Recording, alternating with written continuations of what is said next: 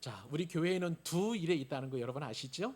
한 일에만 더 있으면 세 일회가 되는데 제가 그 일회를 이렇게 유심히 보면서 좀 제가 한 가지 느낀 게 있습니다. 어떤 느낌이냐면, 자, 일회는 엄마 품에 푹 감겨 있을 때가 가장 행복하게 느껴진다. 아마 제 생각인가요? 아니면 여러분들도 공통적으로 생각하는 그런 생각인가요? 그런 생각이 듭니다.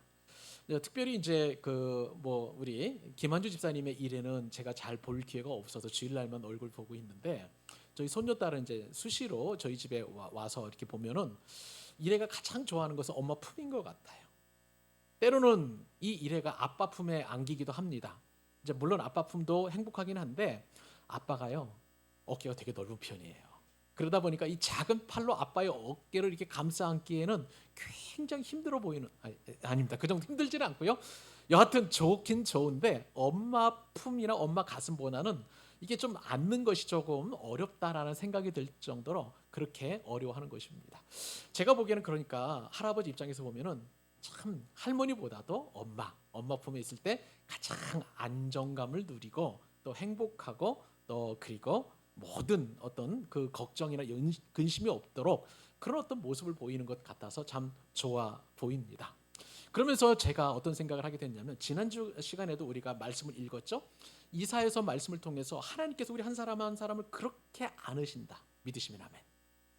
안으신다는 거예요. 품으신다는 거예요. 근데 이 말씀이 제가 오늘 너무 좋아서 여러분 한 번만 같이 한번 읽어보십시다. 이사야서 46장 3절인데요. 우리 개역 개정 성경보다는 옛날에 읽었던 그 새번역 성경, 새로 번역된 성경이라고 하는 의미에서 새번역 성경인데, 이 말씀 같이 한번 읽어볼까요? 자, 읽겠습니다. 시작. 너희가 태어날 때부터 내가 너희를 안고 다녔고 너희가 모태에서 나올 때부터 내가 너희를 품고 다녔다. 얼마나 좋은지요. 제가 여러분 여기가 너 혹은 너희라는 말에 제가 저희 손녀딸 이래를 넣을 겁니다. 그러면 여러분들은 여러분들 이름을 한번 넣고 한번 이 말씀 다시 한번 읽어보십시다. 얼마나 은혜가 되는지. 자, 읽겠습니다. 시작. 이래가 태어날 때부터 내가 이래를 안고 다녔고 이래가 모태에서 나올 때부터 내가 이래를 품고 다녔다. 아멘. 그래요. 하나님께서는요, 마치 우리 이래가 엄마 품에 안긴 것처럼 우리 한 사람 한 사람을 그렇게 태어날 때부터 그리고 백발이 된 지금까지도 안으시고 품으시고 그렇게 우리를 인도하시는 것입니다. 우리는요, 여러분, 지금 계속해서 이 주일 말씀을 통해서 이스라엘의 12지파를 형성했던 그 야곱의 12아들들의 태어난 배경들을 우리가 살펴보고 있습니다. 그런데 놀라운 것은, 자, 우리가 지난 시간에 우리가 살펴보았던 것처럼 이스라엘의 그 12지파는 이 제사장의 가운데 에봇이라는 것이 이 제사장 옷이 에봇이죠. 그리고 에봇에 이제 세마포로 그렇게 이제 흉패를 만들었는데, 그 흉패에 이스라엘 12지파에 상징하는 그런 보석들이 알알이 박혀져 있는 거예요. 그러면서 마치 제사장이 이스라엘의 12지파를 품고 다니는 것처럼 하나님께서 우리 한 사람 한 사람을 누구의 가슴에? 하나님의 가슴에 그렇게 품고 다니신다는 것입니다. 근데 우리가 살펴보면 참 이 이스라엘의 12지파의 조상들이 될 만한 사람들은 정말 인간적으로 보면은 어떤 이스라엘의 12지파의 조상이 될 만한 조건이 하나도 없는 거예요. 여러분, 우리가 살펴본 것처럼 야곱에게는 네 아내들이 있었잖아요. 서로 시기하고 질투하고 경쟁하고 하면서 이스라엘 12지파 아들을 이렇게 낳았습니다. 그 지파를 형성할. 근데 그 아들 하나들 보면 다 한 사람도 예외 없이 왜 이렇게 흠이 많고, 우리가 계속 살펴볼 거예요. 창세기 말씀을 통해서. 그리고 여러 가지 성숙하지 못한 모습도 보이고 또 정말 우리랑 똑같은 사람들이라는 것을 알게 돼요. 그리고 그 12아들들의 어머니, 그 어머니들도 다 똑같고요. 그리고 무엇보다도 아버지, 이 야곱은 정말 세속적이고 약가 빠졌고 그리고 사기꾼 같은 그런 기질이 너무나 많고 하는 그런 사람들이란 말이죠. 그런데 그럼에도 불구하고 하나님께서는 그 자손들로 하여금 이스라엘의 12지파를 형성하게 하시고 하나님의 나라를 꿈꾸는 은혜의 자손들로 삼아 주셨다는 거예요. 우리는 이러한 이스라엘 12지파의 그 아들들을 바라보면서 우리 한 사람 한 사람들을 바라보게 됩니다. 다른 사람 말고 저요. 얼마나 야곱과도 같은 기질이 많은지, 또 얼마나 라헬이나 레아나 또 실바나 비라와 같은 그런 기질이 많은지, 그리고 야곱의 12아들들과도 같은 그런 어떤 모습들이 얼마나 많은지 말씀을 제가 묵상하고 또 상고하면 할수록 제가 정말 그 말씀 안에, 그리고 그 사람들 안에 이렇게 빠져들어가면서 야, 나 같은 사람도 구원하시는 것이 참 신기하다, 그것이 참 이상하다라고 여겨질 정도로 하나님의 은혜의 풍성함을 우리가 누리게 됩니다.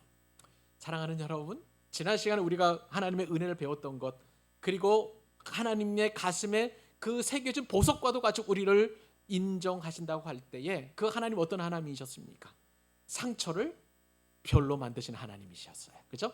상처가 영어로 스카라고 말씀드렸죠. 그런데 별, 스타로 만들어신 그 하나님, 그리고 그 하나님께서는요, 과거에도 현재에도 미래에도 모든 우리의 허물과 허점을, 그리고 죄를 다 하심에도 불구하고 그것을 품으시고 또 이스라엘 백성들을 그렇게 삼으신 것처럼 저와 여러분도 하나님의 자녀로 삼아 주셨다는 거예요.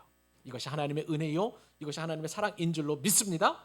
자, 이제는 우리가 하나님 앞에 어떻게 그 은혜를 감당해야 할지 우리가 결단해야 된다는 거예요. 오늘의 말씀은요, 하나님의 가슴에 새겨진 그런 보석과도 같은 우리가 어떻게 하면 하나님을 기쁘시게 할까? 어떻게 하면 하나님의 뜻에 순종할 수 있을까? 어떻게 하면 하나님을 더 영화롭게 할 수 있을까라는 결단하는 그런 교훈을 세 가지가 우리 적용해 볼 것입니다.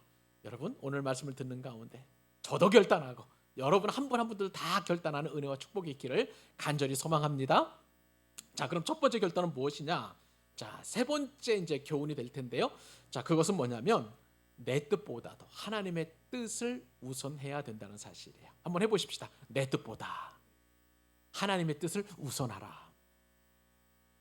자, 말씀을 드린 대로 야곱의 가정 살펴보면 살펴볼수록 구겨지고 상처 많고, 또 그리고 제가 만약에 야곱의 가정의 구성원과도 같은 그런 가족이라면 참 그 집을 이렇게 뛰쳐나가고 싶은 그런 어떤 마음이 많이 들 정도로 그렇게 어그러진 가정이었습니다.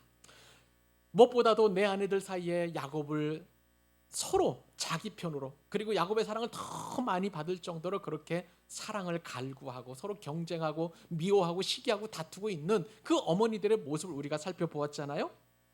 자, 그런 가운데 지난 시간에 우리가 살펴보았던 내용 가운데에 라헬이 빌하를 야곱에게 보내어서 첩으로 삼게 해가지고 아들을 낳았습니다. 그 아들이 누구였다고요? 단이었습니다. 단. 자, 그런데 오늘 본문에 보니까 또 라헬이 거기서 멈추지 않고 또 이 자신의 몸종이었던 빌하를 또 남편 야곱에게 보내는 거예요. 자, 그런데 신기한 것은 라헬은 아기를 못 낳지만 라헬 이외의 다른 여인들은 얼마나 아기를 잘 낳는지 오늘은 빌하를 통해서 낳은 두 번째 아들 납달리아에 관한 말씀이 오늘 본문 가운데 기록되어 있습니다. 자, 우리 7절로 8절 이 말씀 같이 한번 읽기를 원합니다. 시작. 라헬의 시녀 빌하가 다시 임신하여 둘째 아들을 야곱에게 낳으니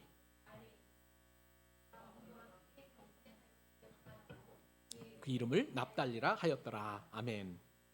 분명히 라헬 이외의 다른 여인들은 이 야곱과 함께 동침만 하기만 하면 아기가 잘 들어서요. 그러니까 문제는 야곱의 문제가 아니라는 걸 우리가 어느 정도 알 수 있고요. 실제적으로 하나님께서 라헬에게 태문을 열지 않았다라고 성경은 그렇게 표현하고 있습니다. 여튼 그런 상황 가운데 오늘 본문에 보니까 라헬이 또 빌하를 남편에게 보낸 것이죠. 그리고 둘째 아들 납달리를 낳게 되었습니다. 여러분, 납달리의 뜻이 뭔지 아세요, 여러분? 경쟁하다는 거예요. 그리고 씨름하다라는 거예요. 자, 오늘 본문을 보면 이 납달리라는 그 이름이 이제 빌하의 둘째 아들 납달리라는 그 이름이 정해지게 되었는데, 여러분 도대체 누구와 씨름해서, 누구와 싸워서, 누구와 경쟁해서 이겼다는 말일까요? 라헬은요, 이 납달리의 태어남을 보고서 누가 경쟁했냐면 언니 레아와 경쟁했다는 것을 우리가 알게 됩니다. 근데 여러분, 여기서 그냥 우리 성경으로 그냥 읽고 나면 아무런 의미가 그 뜻이 안 와닿는데요.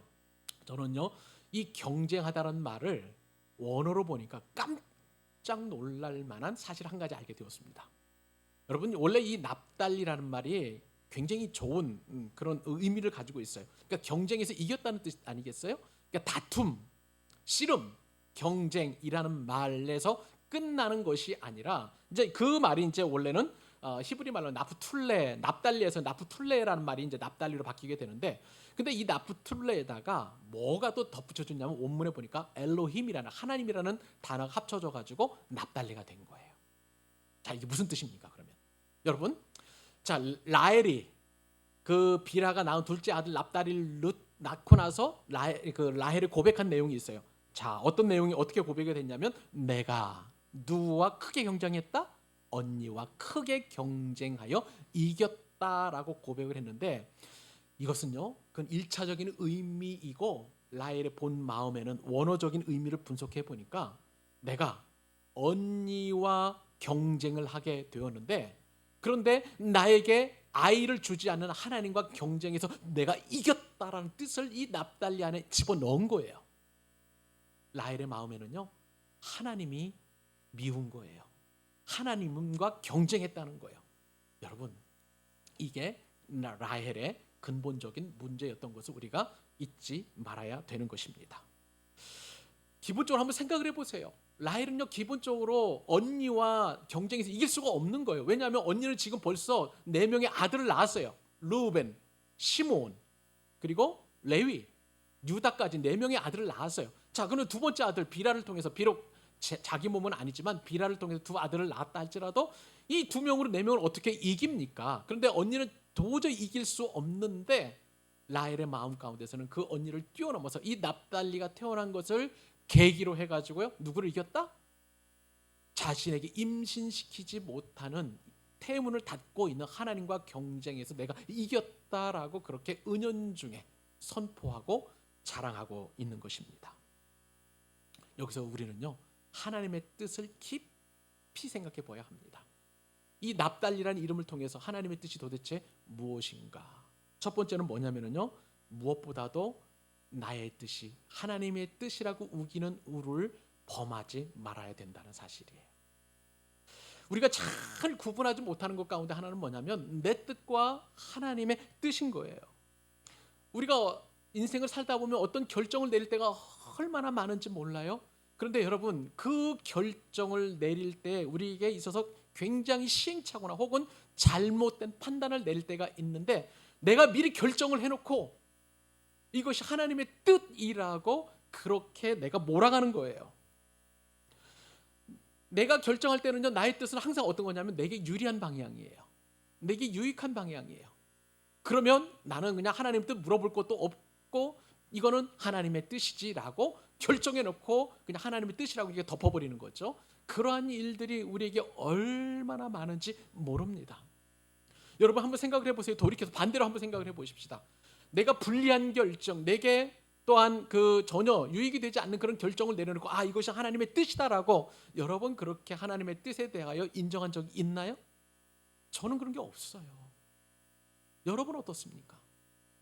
그러니까 우리가 결정을 할 때 하나님의 뜻에 대하여 다 내려놓고 유불리를 떠나서, 그리고 내가 어떤 것을 좋아하는지 나빠하는지 내려놓고 먼저 가장 하나님의 뜻이 먼저 이루어지도록 그렇게 내 자신을 내려놓는 것이 얼마나 소중한지를 이 납달리라는 그 이름을 통해서 우리가 알게 되는 거예요. 라헬은요, 이 비라를 통해서 납달리를 낳고 내가 크게 경쟁해서 언니와 이겼다, 하나님과의 싸움에서 이겼다라고 그렇게 이야기했습니다. 여러분, 만약에 제가 라헬이라면, 그리고 오늘 우리가 교훈받기를 원하는 하나님의 뜻을 구한다면 라헬은 이렇게 얘기했었어야 돼요. 만약에 비라를 통해서 납달리를 낳았다면 아기를 태어나게 하신 하나님께 영광이라고 했어야 그게 마땅한 거예요. 아니요, 그것이 저는 또 그것도 하나님의 뜻이 아니라고 생각합니다. 그리고 그거보다 더 먼저 하나님의 뜻은 뭐냐면 비라를 야곱에게 보내지 말았어야죠. 그리고 하나님께서 태문을 열어줄 때까지 기다려야만 했었을 거예요. 그런데 라헬은 전혀 그런 인내와 기다림 없이 그냥 비라를 남편에게 보내고 첫째 아들 단을 낳고도, 그리고 둘째 아들 납달리를 낳고도 이것이 하나님의 뜻이다, 하나님께서 나에게 아들을 주셨다, 내가 하나님과 싸워서 이겼다라고 그렇게 하나님의 뜻으로 그냥 밀어붙인다는 거예요. 우리에게도요 그런 어떤 오류가 얼마나 많은지 몰라요. 하나님께서 하나님의 뜻은 나에게 소원을 주신다 생각을 하고요. 빌립보서 말씀을 갖다 붙입니다. 너희 안에서 행하시는 이는 하나님이시니 자신의 기쁘신 뜻을 위하여 너희로 손을 두고 행하게 하신다. 내게 소원이 있다면 그것이 다 하나님의 뜻이라는 거예요. 내 어떤 육체적인 욕망, 갈망, 그리고 내 유익 이런 것들이 하나님의 원초적인 뜻과는 상관없이 내가 그냥 바라고 소원하는 것이 다 하나님께 나에게 주신 소원이다라고 그렇게 밀어붙인다는 거죠. 여러분, 오늘 이 납달리를 통해서 우리는 하나님의 뜻이 먼저 이루어져야 되고, 나는 그 뜻에 내 뜻을 밀어붙이는 것이 아니라 다 내려놓고 하나님의 진정한 마음이 무엇인지 결정하는 지혜로운 저와 여러분 되실 수 있기를 바랍니다. 신앙이라는 게 바로 그런 거예요. 신앙의 본질은요, 뜻을 바로 세우는 거예요. 어떤 뜻이요? 내 뜻이 아닌 하나님의 뜻을 바로 세우는 것입니다. 저와 여러분은요, 인생을 살면서 정말 순간순간마다 하나님의 뜻을 구할 때가 많이 있는데, 그때마다 내 뜻이 아닌 하나님의 뜻이 먼저 이루어지는 복을 누리는 그런 귀한 신앙생활 하실 수 있기를 축복합니다. 자, 오늘 말씀을 통해서 또 하나 이 하나님의 뜻과 관련되어서 우리가 살펴봐야 될 것은 뭐냐면, 우리가 경쟁해야 될 것은 아들 때문에, 그리고 다른 어떤 성도들이나 또 다른 어떤 것과 경쟁하는 것이 아니라 사랑의 경쟁만 해야 된다는 거예요. 자, 한번 해보십시다. 사랑의 경쟁만 하자. 맞아요. 우리가 해야 할 것은 사랑의 경쟁인 줄로 믿습니다. 우리가 사는 세상은요, 늘 경쟁의 연속이에요. 학교에서 친구들과 경쟁해서 1등하면 여러분 어떻습니까? 얼마나 좋은지요. 얼마나 좋은지. 제가 이번에 대학교 강의를 가면서 학생들에게 이제 점수를 좀 후하게 줬어요. 거의 뭐 비제로 이하는 없는 그런 어떤 점수를 주고, 또 그 다음에 조금만 잘하면 막 만점을 줬어요. 100점을. 정말 기쁨 가운데 제가 열심히 하는 학생들이니까 이렇게 줬는데, 모르겠습니다. 그 학생들, 좋은 점수를 받은 아이들 때문에 제가 오히려 행복해지더라고요. 왜냐하면 이 아이들은 참 다른 아이들보다도 조금 더 열심히 했구나 하는, 점수 주는 제 입장에서도 기쁜데 그 점수를 받은 학생들의 입장은 얼마나 또 좋고 행복할까 싶습니다. 어디 그뿐입니까? 자, 우리가 회사를 취업한다고 한번 가정을 해보십시다. 그럼 몇십 대 1, 몇백 대 1을 뚫고 인류에서 딱 취직을 하게 되면 그것은요, 개인의 영광을 뛰어넘어서 가정의 영광이요, 가문의 영광이 되는 것입니다. 이렇게 경쟁하면서 우리는 참 즐거움을 얻고 또 행복을 느낄 때가 많아요. 문제는요, 그 경쟁에서 우리가 뒤처질 때예요. 우리는 늘 승리하지 못하잖아요. 경쟁에서 또 우리가 뒤처질 때가 얼마나 많은지 몰라요. 자, 이런 어떤 경쟁이 작은 또 즐거움을 누리기 위해서 얼마나 우리가 경쟁하는지 여러분 생각을 해보세요. 심지어는 부부끼리도 경쟁합니다. 또 자식들끼리도 경쟁을 하게 되고요. 또 무슨 경쟁을 합니까?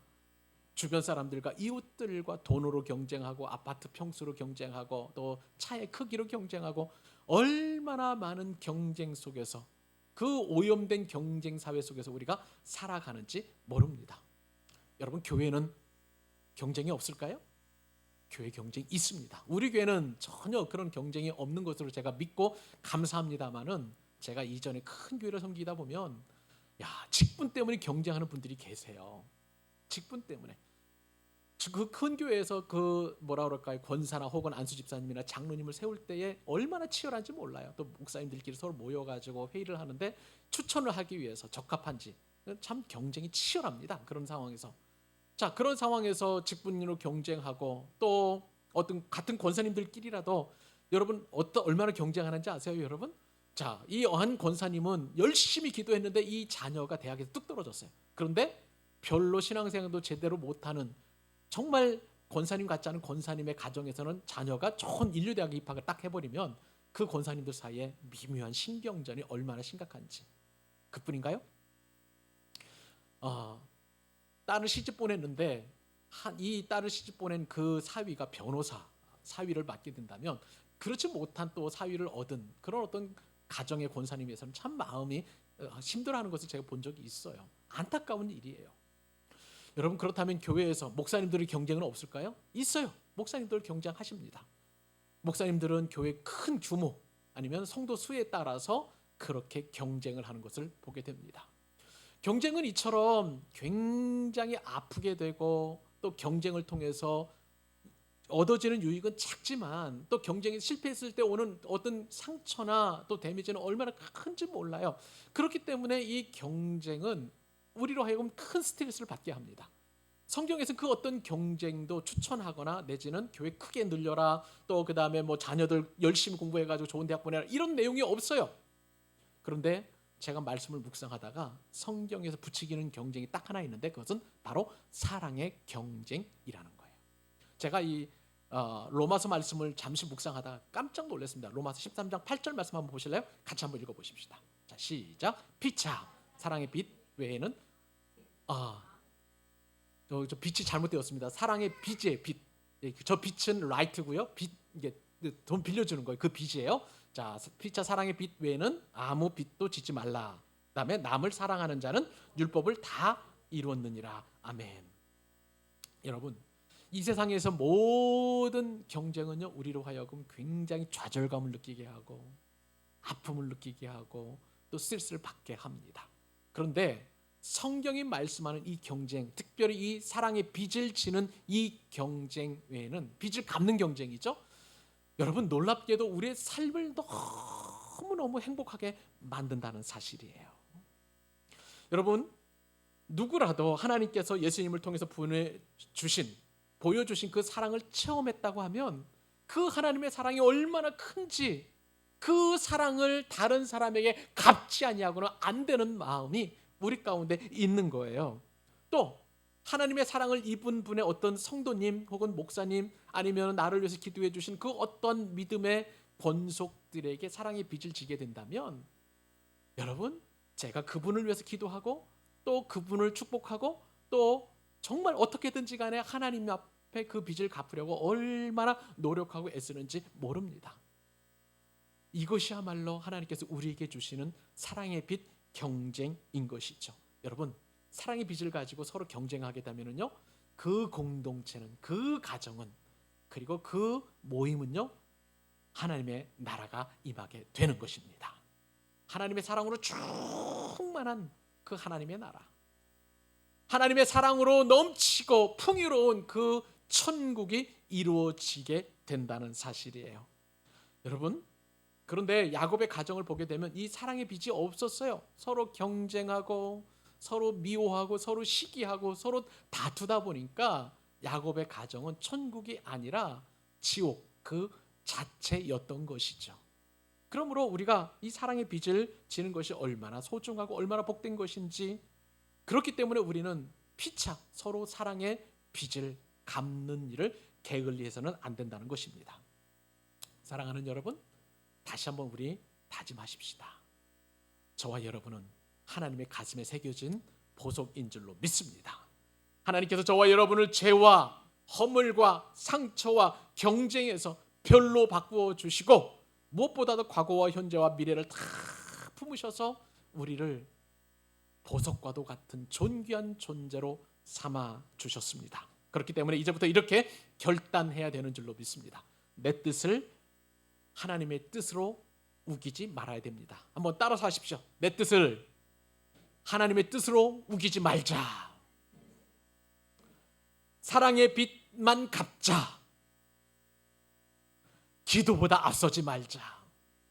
성령님보다 앞서지 말자. 하나님의 뜻보다 앞서지 말자. 이것이 바로 하나님의 가슴에 박힌 보석이 된 저와 여러분들이 해야 할 결단이자 적용인 줄로 믿고요. 이렇게 살아갈 수 있기를 우리 주님의 이름으로 축복합니다. 자, 오늘 그렇다면 또 우리가 하나님께서 이 본문을 통해 들려주시는 또 다른 교훈이 있습니다. 하나님의 가슴에 박힌 보석으로서 또 우리는 어떤 결단을 내려야 될까요? 자, 이건 정말 중요한 교훈인데요. 내게 없는 복을 옆 사람에게 주신다는 사실을 우리가 꼭 깨달아야 됩니다. 여러분, 이거 정말 소중한 축복인데요. 자, 일단 여러분 말씀을 안 들어서 잘 모르겠지만 제가 왜 이것을 강조하는지 여러분 따라서 한번 해보십시다. 내게 없는 복을 옆 사람에게 주신다. 여러분, 하나님의 가슴에 새겨진 사람들은요, 이 복을 받은 사람들이에요. 자, 이게 무슨 얘기냐? 자, 말씀을 다시 한번 말씀으로 돌아갑니다. 라헬이 이제 분노해가지고 분노를 사귀지 못해서 여전히 이제 비라를 야곱에게 보냈죠. 그렇게 낳은 아들이 납달리. 내가 언니와 크게 경쟁해서 싸워서 이겼다. 하나님과 싸워서 이겼다라고 하는 그런 마음을 이제 그렇게 라헬이 고백을 하게 되었습니다. 자, 그런데 지난 시간에 우리가 살펴보았던 것처럼 똑같은 비라에게서 나온 두 아들이에요. 하나는 단이었고요, 하나는 납달리입니다. 여러분 잘 아는 것처럼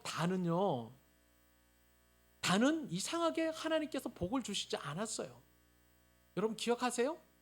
단이 하나님께서 복을 주신 것이 아니라 이제 나중에 야곱이 유언을 남겼을 때에 형제를 오히려 공격하는 길섭에 나온 그런 뱀과도 같아서 많이 노출됐기 때문에 공격성을 띠고 그리고 점점 숫자가 줄게 되었고, 그러다 보니까 나중에 이제 저 북쪽 끝으로 올라가 가지고 단에서부터 부엘세바까지 이스라엘의 영토가 정해지지 않습니까? 그러다가 가장 먼저 우상을 섬기게 되는 그런 지파가 되었고, 그리고 요한계시록에 보면 이 단지파가 사라지고 므낫세 지파가 대신한다는 것을 보게 될 때 단은 그렇게 하나님 앞에 큰 복을 받지 못했어요.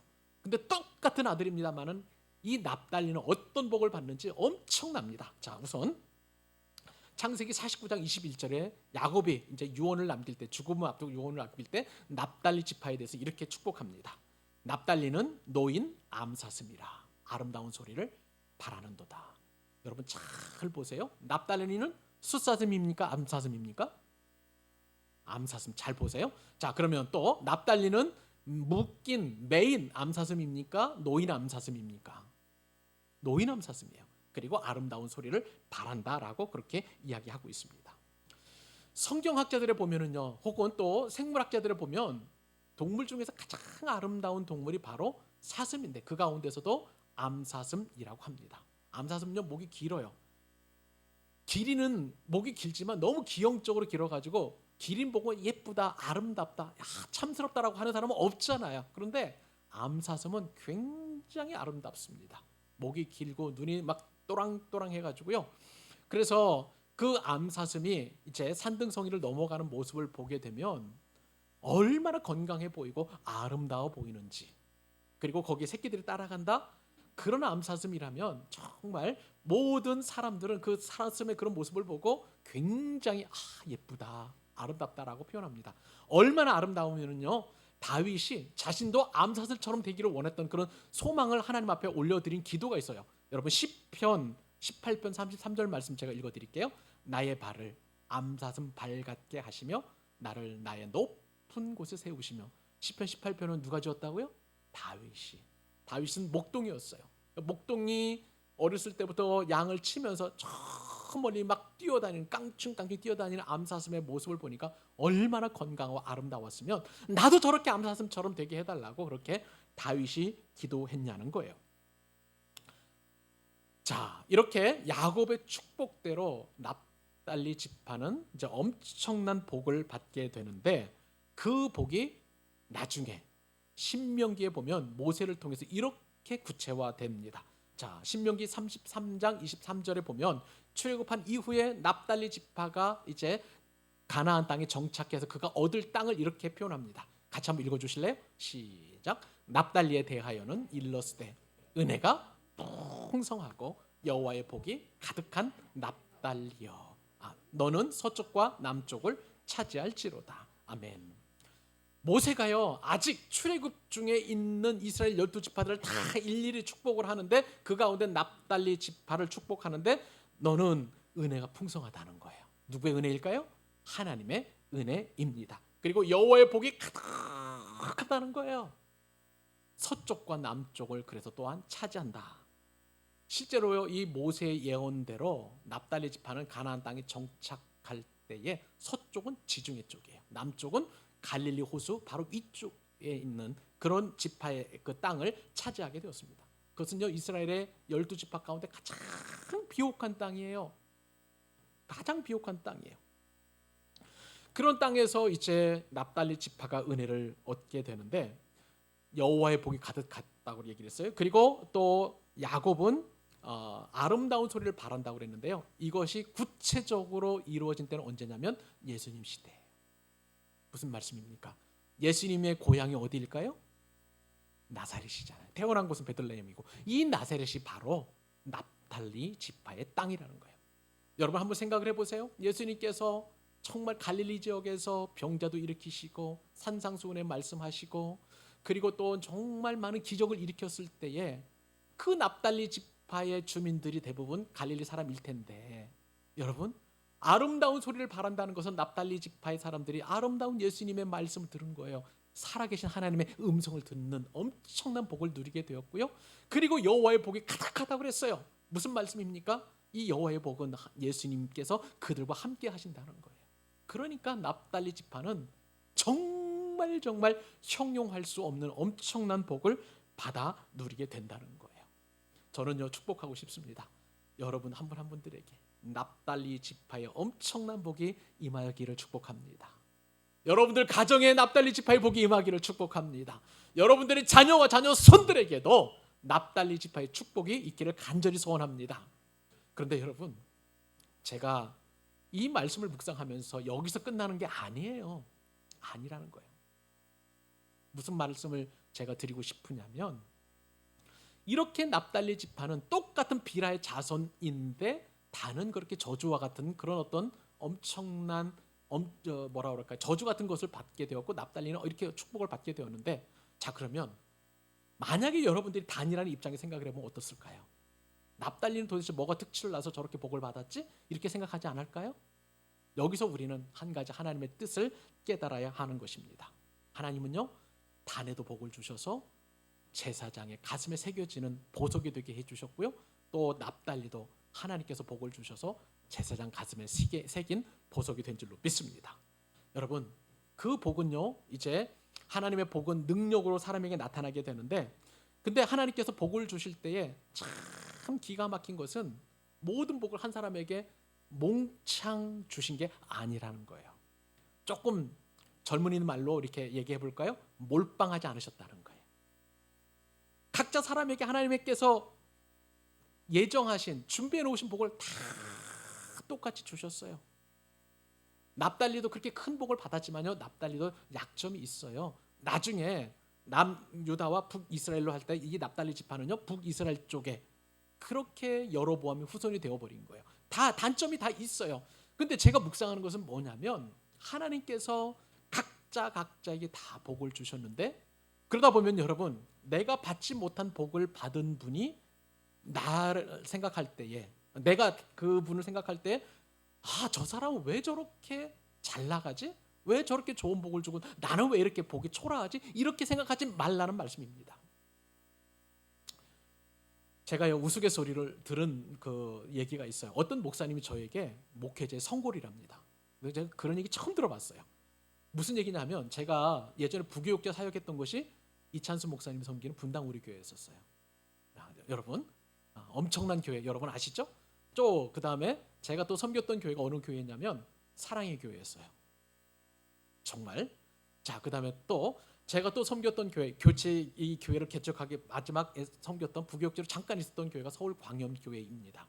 자, 총신대학교를 나오고 총신대 신학대학원에서 신학 공부를 하신 그런 그 전도사님이나 혹은 목회자라면 반드시 그 세 교회 가운데 한 교회를 섬기고 싶어하는 정말 갈망이 있어요. 그리고 얼마나 많이 기도하는 거 제가 알아요. 근데 저는 기도도 하지 않았는데도 그렇게 큰 교회에 가서 부러울 만한 그 교역자 역할을 하니까, 그것을 어떤 분이 저한테 말씀을 해주시고, 목사님은 참 성골이십니다 이렇게 말씀하시는 거예요. 근데 여러분,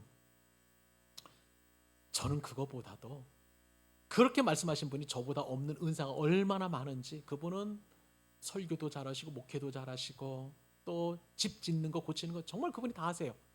인테리어도 그분이 다 하시는 목사님이세요. 저는 그분이 얼마나 또 부러운지 모릅니다. 저는요 처음에 개척할 때 전국하는 것도 되게 힘들어했던 사람이에요. 컴퓨터 컴맹이어서 뭐 이렇게 문서 작성하는 것도 정말 쉽지 않았던 그런 사람인데, 이제는 조금씩 제 나름대로 터득하고 주변의 도움을 받아서 해나가고 있는 거예요. 그렇다고 제가 그분을 목사님을 너무 부러워한다? 그건 아닙니다. 왜냐하면 그분 없는 것이 제게 또 은사가 있기 때문에 그래요. 사랑하는 여러분, 그렇기 때문에 우리가 오늘 말씀을 통해서 우리가 생각해 보아야 될 것은, 내게 없는 복은요 옆 사람에게 주신다는 사실이에요. 하나님께서 옆 사람에게 복을 주시는 이유가 무엇입니까? 그 복도 나를 위해서 주신 복인 줄 여러분 믿으시기 바랍니다. 제가 못하니까요, 그분이 오셔서 도와주시는 거예요. 불쌍하다고.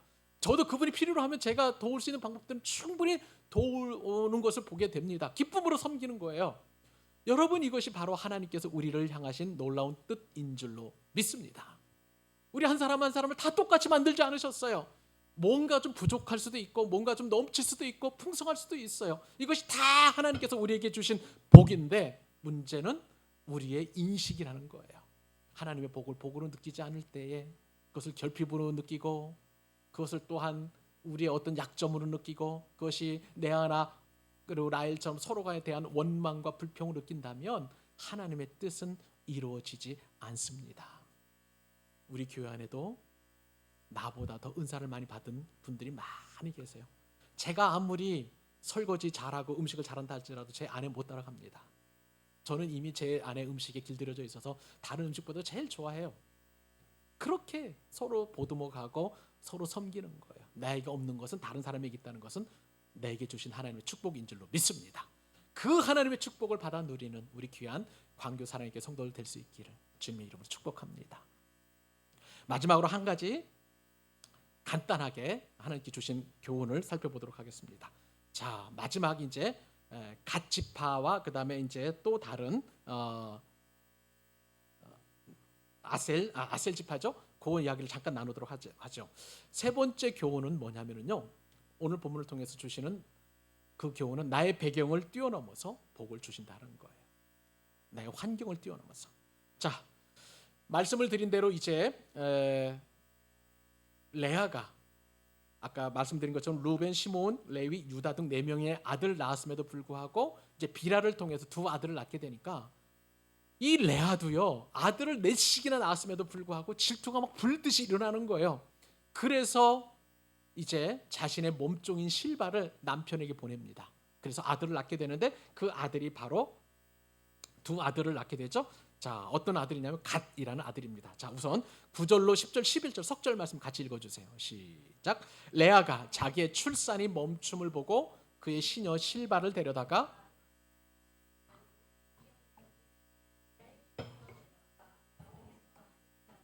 레아가 이르되 복되도다 하고 그 이름을 갓이라 하였더라. 아멘. 자, 라헬은 하나님께서 아기를 낳지 못하게 하심을 깨닫고 비라에게서 2 아들을 낳았습니다.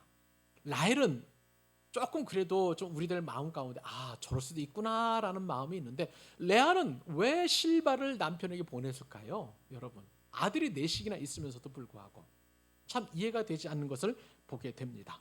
여하튼 이 레아의 질투 때문에 갓이라는 아들이 태어나게 되었는데, 여러분, 그럼 갓은 어떻게 태어났나요? 레아와 라헬의 경쟁심 때문에 태어난 거예요. 시기 때문에 태어난 겁니다. 질투 때문에 태어난 거예요. 갓의 이 출생의 배경은 정말 선한 것이 하나도 없습니다. 갓이 태어나고 싶어서 태어난 것이 아니라 이렇게 자신의 엄마의 여종들끼리의 다툼 때문에 태어난 그 갓지파였는데, 이것을 통해서 우리는 어떤 은혜를 경험하게 됐냐면요, 하나님께서는 실수를 극복하게 하셔서 하나님께서 합력해서 선을 이루어 주신다는 사실이에요. 레아의 실수를 통해서, 그 경쟁심을 통해서, 그리고 그 시기를 통해서 이 갓지파가 태어났는데, 갓지파도 여러분 제사장 가슴에 새겨진 그런 보석과도 같은 존재가 되었다는 거예요. 나중에 갓이 어떤 축복을 받습니까? 창세기 49장 19절에 보면 야곱이 또 이렇게 유언을 남깁니다. 갓지파에 대해서. 갓은 군대의 추격을 받으나 도리어 그 뒤를 추격하리로다. 아멘. 갓은요, 나중에 이제 그 가나안 정복 전쟁에 들어갈 때에 강력한 하나님의 군대가 됩니다. 전쟁이 능하신 하나님께서 갓지파에게 이렇게 특별히 작은 지파에 불과하지만 전투력을 주신 거예요. 그래서 갓지파가 가는 곳마다 그렇게 승리를 얻게 됩니다.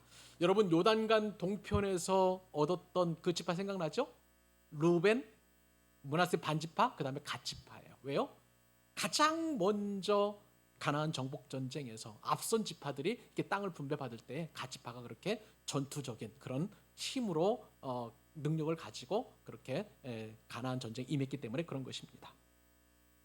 여러분, 아무리 어렵고 힘들고 그리고 또한 불평과 불만 가운데 시기 가운데 태어났다 할지라도 하나님께서는요, 그 배경이 중요한 것이 아니라 그 존재를 축복하셔서 이처럼 귀한 하나님 나라의 일꾼으로 삼아 주신다는 거예요. 저와 여러분의 출생의 배경이 어떠하든지 간에 그것은 중요하지 않습니다. 하나님께서 사용하신다는 것이 중요한 줄 믿으시기 바랍니다. 그 다음에 또 마지막으로 이제는 아셀 지파를 살펴보게 될 텐데요. 아셀 지파가 기가 막힙니다. 아셀이라는 뜻 무슨 뜻이냐면요, 시편 1편 1절에 보면 어떻게 표현이 되냐면, 복 있는 사람은 악인의 길을 쫓지 않냐고 할 때 그 복 있는 사람이 바로 아셀이에요. 복이라는 뜻을 가지고 있습니다.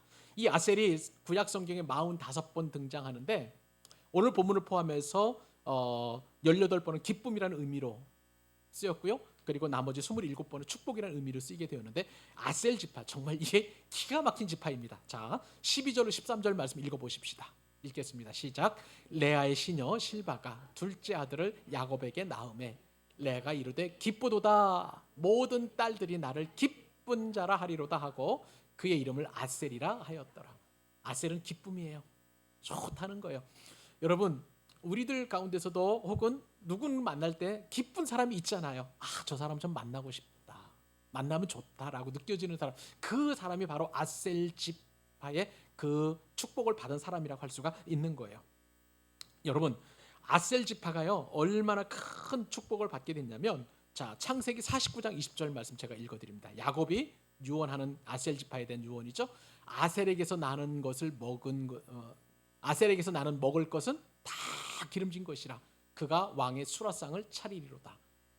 보통 음식이 아니라는 거예요. 보통 수확이 아니라는 거예요. 왕의 진상을 올릴 정도로 기가 막힌 기름진 것을 얻는 그런 축복을 받게 됩니다. 또 신명기 33장 24절로 25절 모세가 축복하는 것이죠. 아셀에 대하여는 일러스되, 아셀은 아들들 중에 더 복을 받으며 12아들들 가운데 더 복을 받으며 그의 형제에게 기쁨이 되며, 자, 그 다음에